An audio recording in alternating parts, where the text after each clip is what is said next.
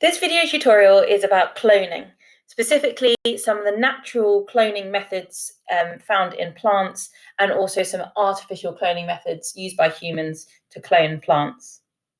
So cloning is the process of producing individuals with identical or virtually identical DNA, either naturally or artificially. In nature, many organisms produce clones through asexual reproduction. It's possible for plants to reproduce asexually, i.e. without fertilization in flowers. There are three main methods of asexual reproduction in plants that you need to be familiar with. The first is shown in the image on the slide in front of you. This is via runners. Runners are horizontal stems, and they can be produced in species such as the strawberry or spider plants. The second natural cloning method found in plants, so this is an example of asexual reproduction, is that of tubers. Now, tubers are underground food stores. Groups of cells in tubers use this food to produce the energy needed for cell division. These cells then grow and develop into new plants. And finally, bulbs. Bulbs are underground food storage organs with fleshy leaves that store food and can grow and develop into new plants. Examples of bulbs are onions and garlics. Humans are able to make plants reproduce asexually by artificial propagation. Cells from meristems can be cloned. These cells can be removed from a plant and grown in tissue culture.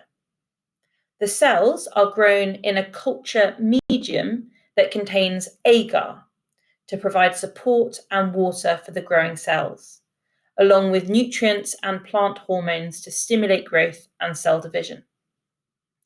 Plants are cloned to produce identical plants quickly and economically. Producing new plants by cloning is quicker than allowing plants to reproduce via sexual means, where you would then need to collect and sow the seeds. It's therefore an effective way of producing new individuals from rare and endangered plants, helping to preserve the species.